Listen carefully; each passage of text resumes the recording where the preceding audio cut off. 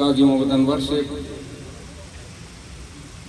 Stage باندې موجود پاکستان تحریک انصاف او ILF عہدیداران مشران وشال Yousafzai senior وکلا لاندې ناست دي د مردان غیر وکلا ته معلومینا السلام علیکم.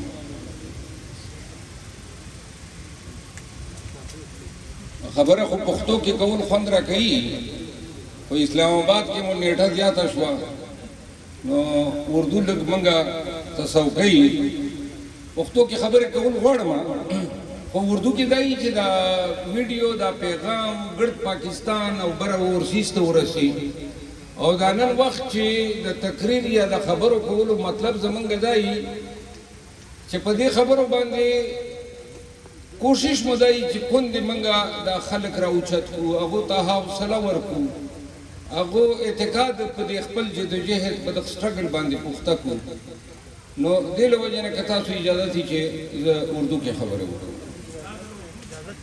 مہربانی. مردان تخبائی ثوابی اور نوشیرہ پشاور جتنے کاٹلنگ بار تمام وکلا کا میں مشکور ہوں. میرے محترم استاد قاضی محمد انور صاحب ان کی شفقت ہیں کنونشنز میں تشریف لے آتے ہیں اس عمر میں. خواتین و حضرات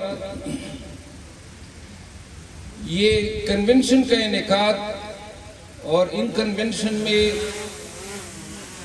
بولنے کے پیچھے محرک یہ ہوتا ہے کہ چونکہ پاکستان میں حالات جس نہج پہ پہنچ چکے ہیں اور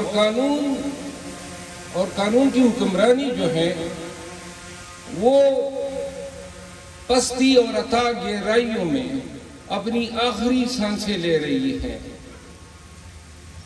بحیثیت ایک وکیل کے یہ جو ہمارا پیشہ ہے اس پیشے کو دوام ہمیشہ قانون کی حکمرانی نے بخشا ہے. ہم ایک ایسے دور میں داخل ہو چکے ہیں کہ جس دور میں وکیل کی وکالت اس کی دلیل اس کی بات اس کا آرگومنٹ اب میرا خیال ہے کہ بوٹوں کے چاپ کے نیچے تھلے دبتا جا رہا ہے مٹتا جا رہا ہے. ہم مثالیں دیا کرتے ہیں ہمیشہ سے یہ سمجھتے تھے کہ یہ عدالتیں ہماری طاقت ہیں.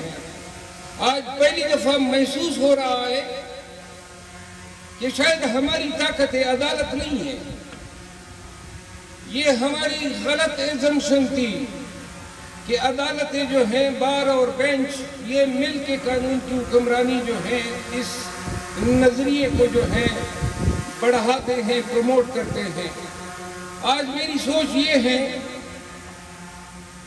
کہ قانون کی حکمرانی کانسٹیٹیوشن کی سپریمیسی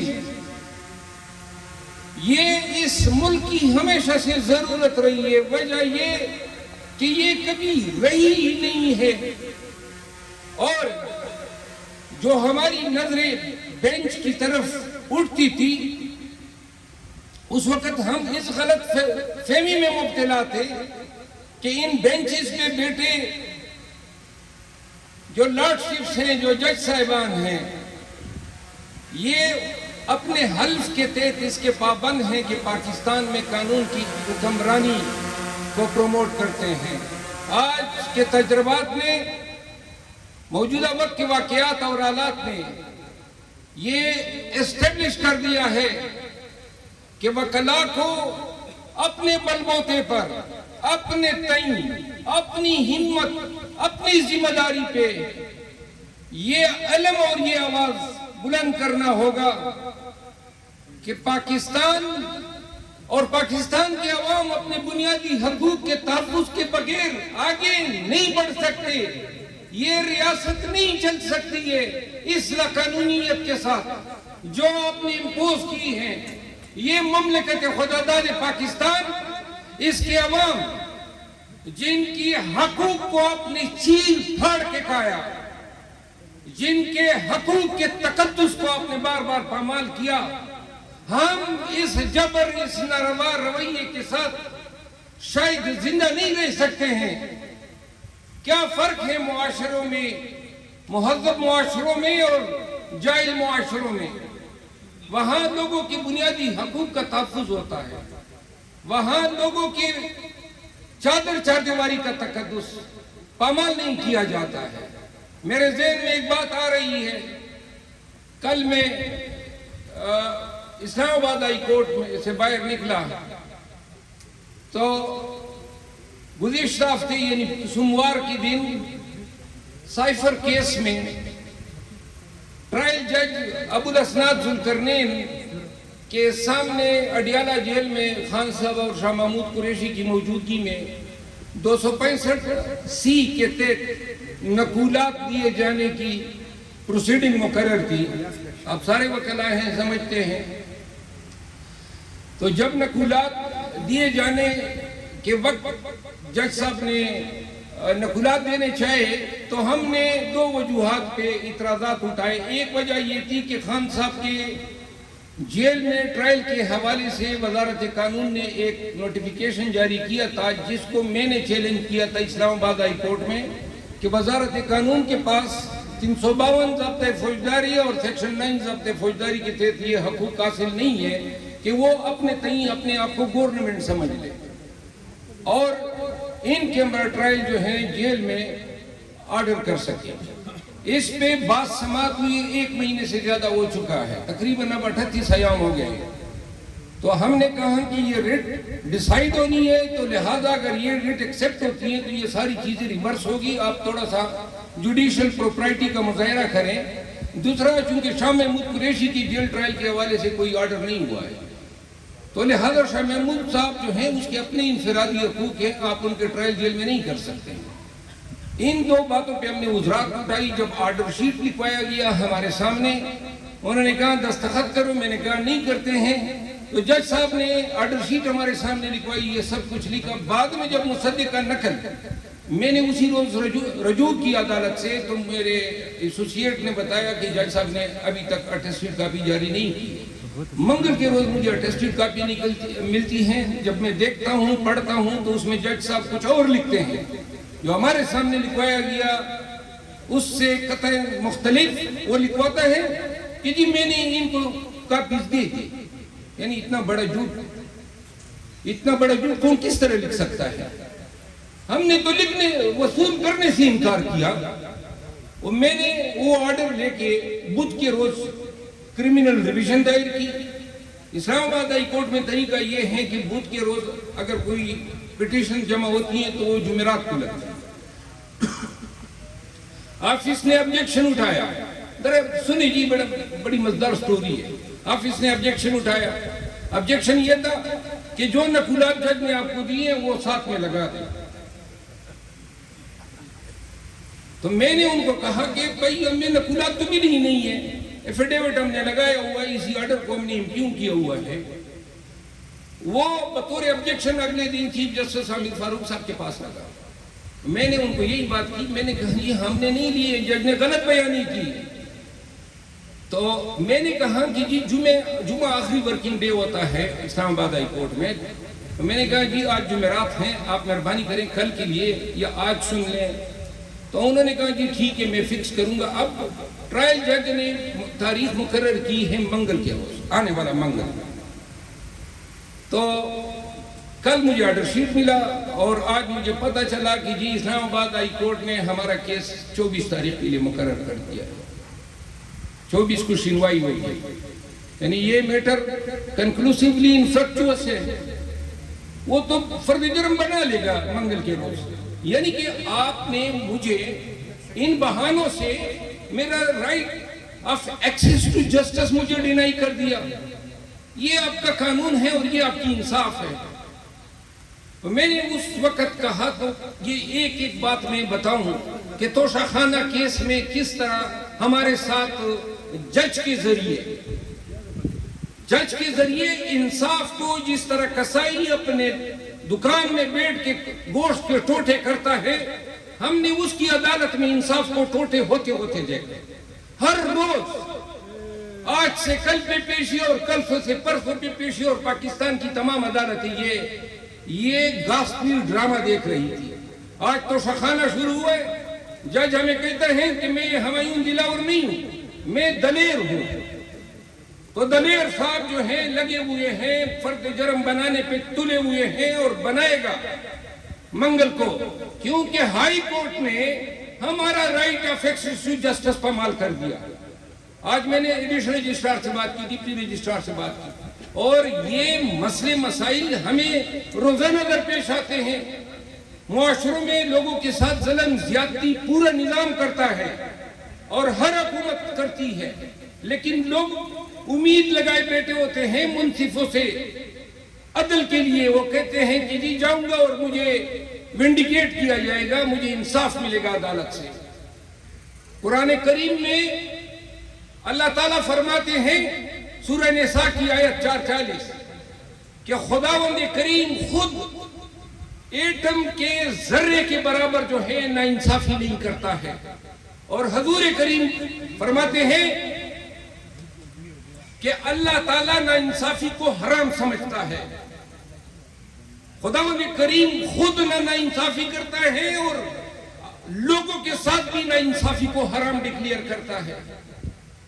اسلامی جمہوریہ پاکستان میں تم تو خدا کے حکامات کے منکر ہو، نا انصافی کو وتیرہ بنایا ہے سیاسی مقاصد کے لیے۔ ایک لیڈر کو آپ نے سزا دلوانی ہے، ایک دلوا دی، آپ نے لائن میں کیسز تیار کیے ہوئے ہیں، اور آپ چاہتے ہیں کہ اس ربڑ سٹیمپ جوڈیشل سسٹم کے ذریعے جو ہے آپ پاکستان تحریک انصاف کے چیئرمین عمران خان کو سائفر کیس میں سزا دلائیں۔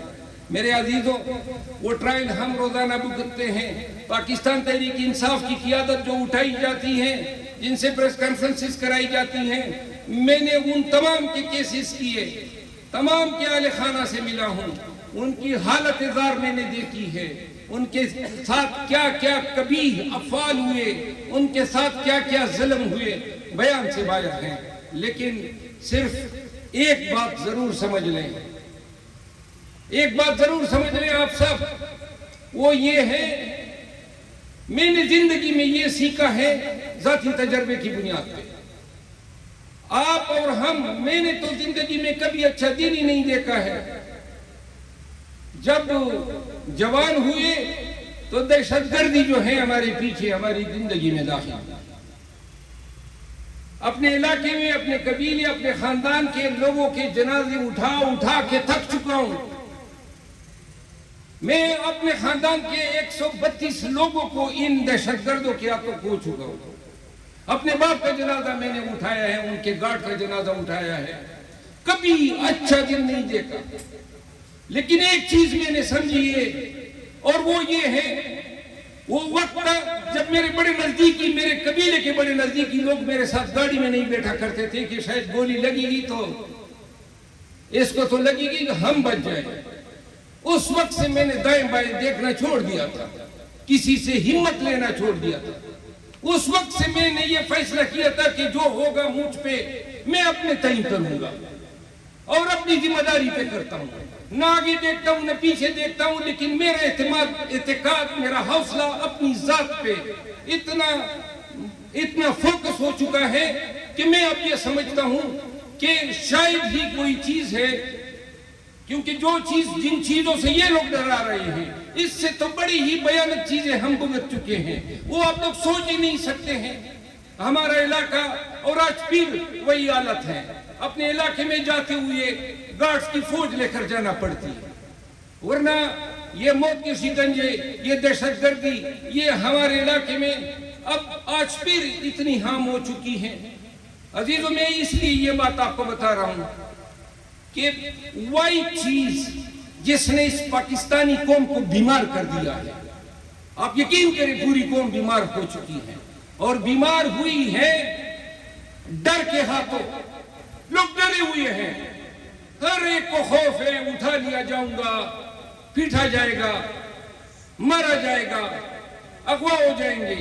और भाई होने दो, जिंदगी तो जब जवान होते हैं तो तब जिंदगी लड़खड़ाने लगती है। क्या रखा है इस जिंदगी में, क्या बनना होगा हमने इससे आगे कुछ है? 50 के पेटे में पहुंच के 60 में 10 सालों में वैसे ही नेचुरल हमारी मौत होनी है। 10-5 आगे पीछे कर लो, बेहतर नहीं है। इस जमीन में एक पश्तून की तरह जिए, नजरें उठा कीजिए, सर उठा कीजिए, जाबिर के गले पे हाथ डालें, पूछे उनसे कि हम आपके जन्म के ज़ाब्तों को नहीं मानते हैं। और वो कौन कर सकते हैं? आप और मैं, क्योंकि हमें इनके कानूनी हकूक का भी इल्म है और हमें अपने हकूक का भी इल्म है। हमें पता है कि थानेदार कब मेरे घर में घुस सकता है, और मुझे पता है कि अगर वो गलत घुसेगा तो कानून मुझे हक देता है कि उसी टांग से पकड़ के उसको दीवार पे फेंक दूं। नहीं है पता आपको? आपको इल्म है कि कोई नाजायज आप पे हाथ डालता है तो इसको इजाल्ट कहते हैं, और इजाल्ट के लिए कानून आपको हक के दिफा देता है। तो लिहाजा मजाल है कि कोई मुझे गैर कानूनी तरीकों से कंडों से डरा सके, तो क्यों कर वकील डर सकता है? आपने और मैंने इस कौम को, जिसको जबर जुल्म के बलबूते पे डराया गया है और नफ्सियाती मरीज बनाया गया है, ये बात नहीं बननी है जो नारे लगाते थे ट्विटर पे और फेसबुक पे कि इमरान खान हमारी रेड लाइन है, और अभी अपने बेड पे बैठ के 2 लकीरों की ट्वीट मारते हैं। और रेड लाइन थी, रेड लाइन है, लेकिन रेड लाइन के लिए आपने क्या किया? जब वक्त आया वो बैठा हुआ है जेल में। जब भी मैं मिलता हूं मुझे हौसले की बात करता है, हिम्मत की बात करता है, और मैं बार बार कहता रहता हूं, वो पश्तो रवानी से नहीं बोलता है, लेकिन मैं कसम उठा के कहता हूं कि मैंने पश्तूनों में सारी जिंदगी गुजार दी। खुदा की कसम, मैंने इतना मजबूत पश्तून नहीं देखा है जो मैंने इमरान खान की जात में मजबूती देखी है, अज़म देखा है।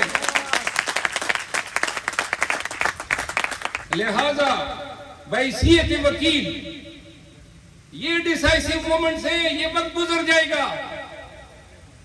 वक्त तो क्या कहते हैं कि साईं वक्त गुजारने के लिए भी वक्त लेता है। ये डिसाइसिव मोमेंट है। जो लोग मसलियत से काम लेंगे, जो लोग इस वक्त में अपने कम्युनिटीज के लिए खड़े नहीं होंगे, आप देख रहे हैं हमें जलसे की इजाजत नहीं, झंडा उठाने की इजाजत नहीं, प्रेस कॉन्फ्रेंसों पे प्रेस कॉन्फ्रेंस कराए जा रहे हैं। पाकिस्तान भर में हमें शूद्रों से भी बदतर रवैया और सलूक हमारे साथ रवा रखा गया है। शायद राह को भी इतना हकारत की नजर से न देखें जितना पाकिस्तान तहरीक इंसाफ को देख रहे हैं। अब अगर ये नाइंसाफी है, अगर ये जुल्म है, अगर ये जबर है, तो क्यों कर सर झुकाएं?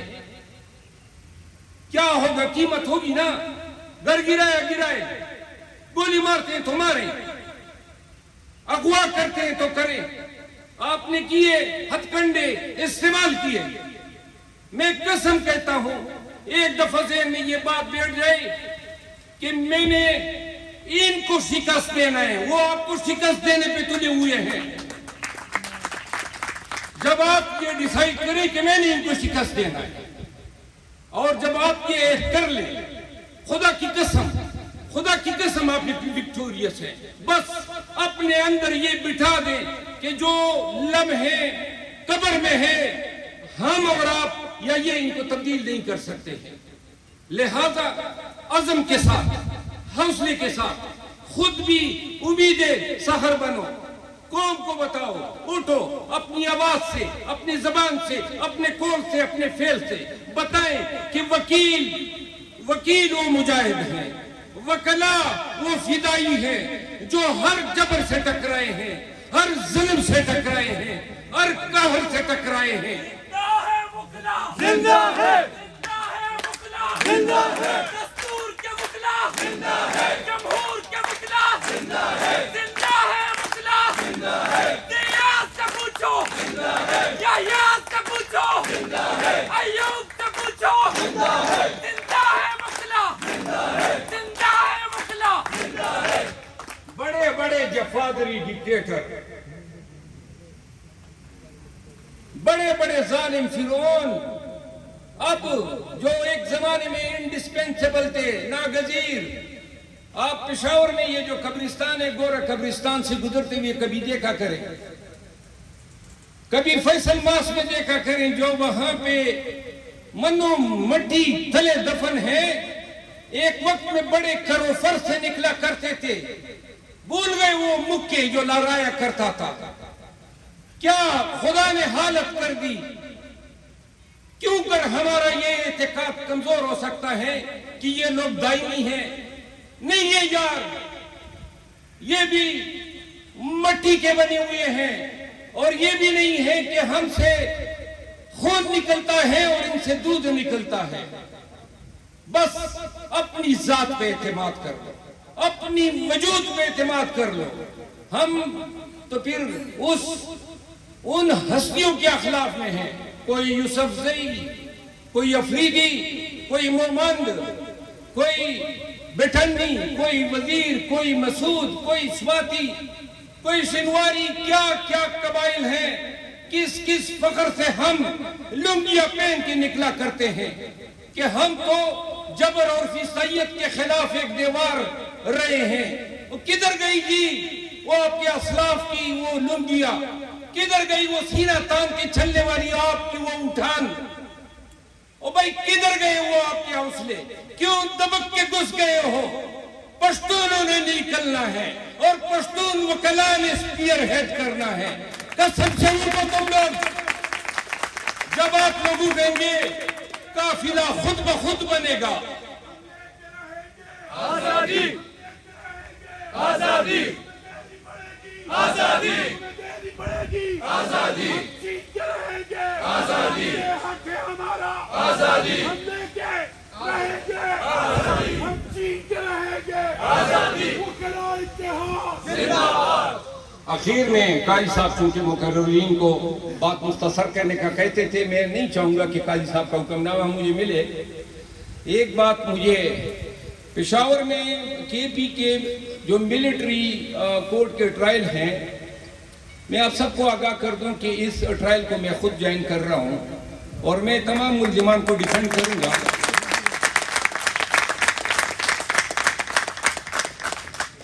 باقی ایک بات پشتوں میں اور پھر اجازت طلب کروں گا۔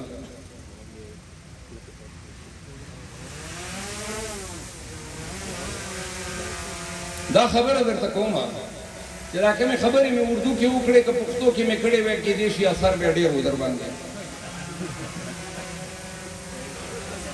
خدا در تمہیں ماں اللہ بندگانو دا جون مور سر تیر که او زدا بار بار وائی ما چی بس اخرا وسکا مڑشا کتا جون دی نو خدای دے دا جون مونگا ورلنڈ کی سپکشتن پا دے جون کی دا زمانگا دا بچو دا پختنو دا خپل خاوری تو گورا چوکیدار رانا جوڑ دا سلویخ کالا وشول چه دے بامو دے بارود دے کلاشنکوف دے ٹوپک دے تبائی دے سخڑو جنازو دا پارا چکم دے بس منگا پدغی لگی آئی زمانگ ہم دا مستقبل لکن لاشا لاورتا فیصل آباد تا کراچی تا اپلازی اگورا اکروانو اگورا لارو منگا اول زتلیما ولی چپا علاقہ کی نبر خودما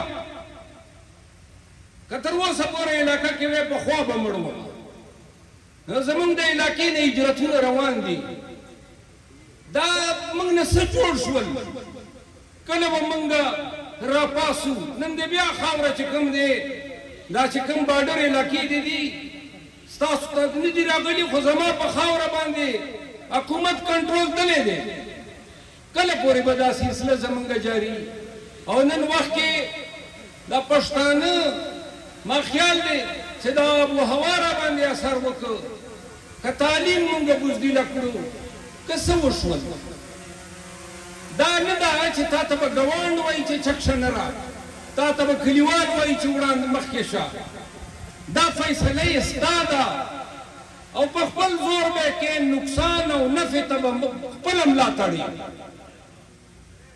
کچرته یو ځل دا ګوره دوره نفر تاسو ناست یې کدا دغه بار دا فیصله وکړه چې په مردان کې یو تړیدار S P D P O R P O ته دا اجازه نه ورکوو چې څوک غیر قانوني توګه له کور نه راوچت که تاسو دا فیصله وکړله چې د یوه سړي په کور باندې غلطه چاپه هغه سړی به مونږ نه پرېږدو نو تاسو نه په دغې ضلع کې زورور څوک نشته